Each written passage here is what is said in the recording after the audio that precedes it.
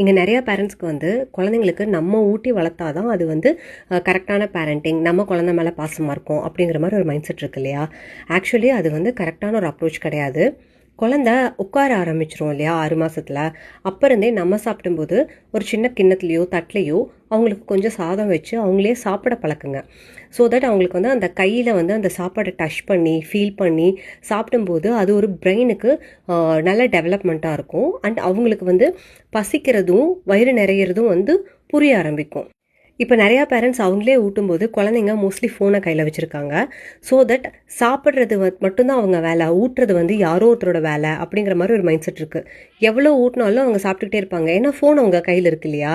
அது வந்து ஓவர் ஈட்டிங்காகவும் இருக்கும். அவங்களுக்கு வந்து எப்போ நிறையுதுன்ற கான்ஷியஸ்னஸே இருக்காது. ஸோ 3 இயர்ஸ் ஆயிடுச்சா அவங்களே சாப்பிட்டுட்டோம். அப்போ தான் வந்து அவங்களுக்கு ஓகே, இது வந்து சாப்பிட்றதுன்றது நம்ம டியூட்டி அப்படின்றது அவங்களுக்கு புரியும். ட்ரை பண்ணி பாருங்களேன்.